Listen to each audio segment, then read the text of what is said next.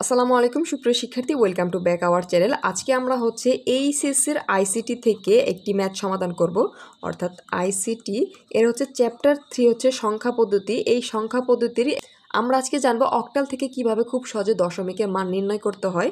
তো আমরা একটু ধরে দিলাম যে কোনো র্যান্ডম একটি সংখ্যা 247। অক্টাল জানে এখানে 8 দ্বারা অক্টাল প্রকাশ করা, এটা আমরা দশমিকে প্রকাশ করব। দশমিক মান নির্ণয়। এখন দশমিক মান নির্ণয় ক্ষেত্রে আমরা জানি প্রথমত আমরা পূর্ণ সংখ্যা দ্বারা জানবো, তার পরবর্তী ক্লাসে কিন্তু আমরা দশমিক সম্পর্কে খুব ভালোভাবে জানবো।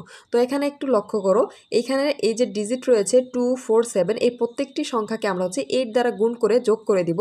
সেক্ষেত্রে আমরা পাই, অর্থাৎ ক্যালকুলেশন প্রথম অংশে এখানে 2 ইন্টু 8 আমরা দিয়ে দিব। পরবর্তী লাইনে প্লাস এখানে 4 রয়েছে, 4-এর সাথে আমরা 8 গুণ করে দিব। প্লাস এখানে 7 রয়েছে, 7-এর সাথে আমরা গুণ করে দিব 8। এখন এই অংশের আমাদের কাজ শেষ। এখন একটু লক্ষ্য করো, এখানে আমি বলেছি এটা কি রয়েছে, এটা পূর্ণ সংখ্যা। এখানে এই সংখ্যাকে আমরা গুণ করে দিয়েছি অক্টালের যে 8 ছিল এই সংখ্যাকে। এখন এই যে 3 স্থানে এই অংশ রয়েছে, এটার উপরে কিন্তু পাওয়ারও বসবে। যখন আমরা পূর্ণ সংখ্যার ক্ষেত্রে কাজ করব, সেই ক্ষেত্রে পাওয়ারটা হবে পিছন থেকে দেওয়া। ক্ষেত্রে আমরা যদি এই প্রথমে এখানে হবে 0, এখানে হবে 1 আর এখানে হবে 2। এটা কিন্তু হাইলাইটেড পয়েন্ট। যখন আমরা পূর্ণ সংখ্যা নিয়ে কাজ করব তখন কিন্তু সে পিছন দিক থেকে আমাদের পাওয়ার বসবে। এখানে 0, 1 এবং 2 আমরা বসিয়ে দিলাম। এখন আমরা শুধুমাত্র ক্যালকুলেশন করব। এখানে 8-এর উপর পাওয়ার 2 বলতে কি বোঝায়, 8 ইন্টু 8, এই ক্ষেত্রে 64। এই 64 এখানে 2 রয়েছে, আমরা যদি গুণ করে দিই সেক্ষেত্রে পাবো 128।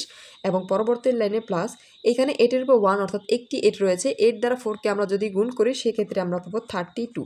এখন এইখানে একটু লক্ষ্য করো, 8-এর উপর 0 রয়েছে, আমরা জানি এর পাওয়ার যদি কোনো সংখ্যার উপরে পাওয়ার যদি 0 থাকে সেই ক্ষেত্রে মান হয়ে যায় 1। এখন 1 দ্বারা 7কে গুণ করলে আমরা শুধুমাত্র 7 পাবো, অর্থাৎ 7।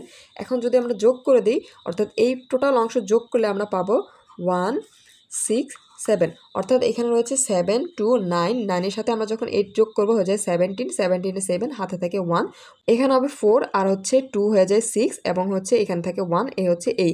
এখন আমাদের এই যে মানটা পেলাম আমরা কিসে প্রকাশ করলাম, আমরা অক্টাল থেকে দশমিকে নিলাম। দশমিকের ক্ষেত্রে জানি আমরা 10 দ্বারা প্রকাশ করা হয়। এখন আমরা সাইডে 10 দিয়ে দিব, এটা মূলত অ্যান্সার।